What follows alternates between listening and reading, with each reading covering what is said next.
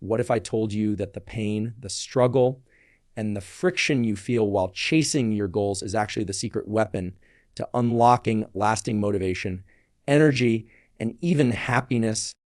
Sounds strange, right? But here's the true thing. Most people are chasing dopamine in all the wrong places. They think the reward after the hard work is where all the magic happens. But what if I told you the real power, the thing that makes champions, high performers, and truly unstoppable people, comes from finding joy in the effort itself? In this video, we're diving deep into the psychology of motivation and revealing how you can rewire your brain to love the grind, not just the finish line. If you've ever felt like quitting, like success is just too hard, or like you're stuck waiting for results to finally feel good, this one's for you. Hit that like button, drop a comment telling me what goal you're chasing right now. Let's talk about painting into power. Let's be honest, hard work is. Well, hard. Most people push themselves just enough to reach the prize, whether that's money, recognition, grades, or praise. And hey, there's nothing wrong with wanting to win.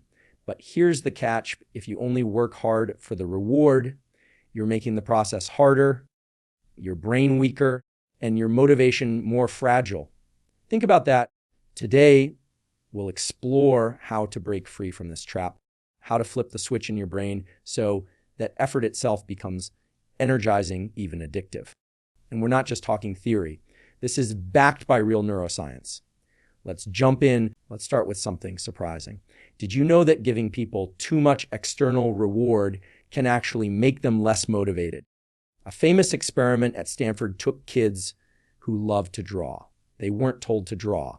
They just did it because they enjoyed it. Then the researchers started giving them gold stars every time they finished a drawing. What happened? As soon as the reward stopped, so did the passion. The kids who once drew for fun lost all interest. That's a powerful example of what happens when we shift from intrinsic motivation, doing something because we love it, to extrinsic motivation, doing it for the prize. The scary part, we do this to ourselves all the time. We chase goals only for the outcome. We go to the gym just to lose weight. We study just to pass the exam. We work overtime just for the paycheck. And in doing so, we train our brains to associate the process with pain and the reward with pleasure. Here's where dopamine comes in. Dopamine is a chemical in your brain that drives motivation, focus, energy, and even feelings of happiness. Most people think dopamine is what you feel after you've achieved something, but that's not the full story. Dopamine is released not only when you get the reward, but also when you're in pursuit of the reward. And here's the kicker: when you learn to generate dopamine during the effort itself, you become a powerhouse. This means if you can mentally frame effort, pain, and struggle as positive, your brain actually starts to crave it. Imagine that your brain starts wanting to work hard. That's not willpower. That's neurochemistry. So how do you train your brain to feel good during the hard stuff? You do it through deliberate self-talk and reframing. Next time you're grinding, maybe you're deep in a workout or pushing through a study session or struggling to build your business, tell yourself this: this is hard. And because it's hard, it's working. This is the reward. Sounds cheesy, I know, but it works. Why? Because you're teaching your brain to associate the struggle itself with dopamine. You're shifting from, I'll feel good when it's done, to, I feel good because I'm doing it. The more you repeat this, the more it becomes automatic. You'll begin to find satisfaction in the struggle. And eventually, you'll need less motivation to get started because you've trained your brain to see the process as pleasure, not punishment. There's something else you need to know. We live in a world that constantly spikes our dopamine: social media, caffeine, sugar, notifications, quick wins. And every time we get that spike before we start real work, we actually lower our motivation. Why? Because when dopamine is spiked artificially, our baseline drops. That means real effort feels more boring, more draining, and way less rewarding.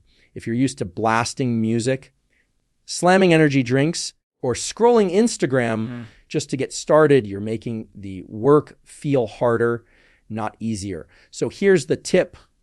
Avoid those quick dopamine hits right before doing something challenging. Let the effort itself become the source of your dopamine. Here's how you can start building this mindset today. Catch the moment of friction when you feel resistance. When the voice in your head says, I don't want to do this. Pause. Recognize that as your entry point. That's when the growth begins. Reframe the experience. Say out loud or in your head, this is hard, and that's why it matters.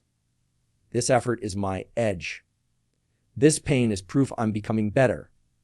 Avoid external spikes. Don't pump yourself up with too much caffeine or distractions. Let the work pull the dopamine from within you. Repeat, it's not about doing this perfectly once. It's about doing it again and again until your brain rewires itself to love the effort. I know it's not easy. Maybe you've been chasing something for a long time with no results. Maybe you've been tired, burned out, or ready to give up. But what if the reason it feels so heavy is because you've been waiting for the reward to feel better? The truth is you can stop waiting, and then as the reward is already here. It's in the fact that you're showing up. It's in every drop of sweat, every page you study, every early morning and late night in the tools. You're becoming something greater right now, not later. Let's bring this all together. When you chase only the trophy, you miss the joy in the training. When you chase only the grade, you miss the beauty of learning. But when you learn to love the effort, when you embrace the friction, that's when your life changes. Because now everything becomes an opportunity for growth. And the best part, you're in full control of that shift. No one can give it to you, and no one can take it away. Here's your challenge, Jake. Next time you're in the middle of something tough, pause. Don't push it away. Embrace it. Remind yourself this is the reward. Now, if that idea hits home, let's talk.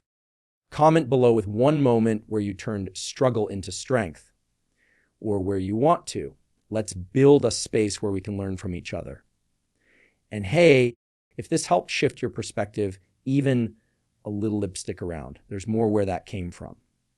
Because your growth journey deserves real support, not just motivation that fades in 5 minutes. Thanks for being here. Seriously,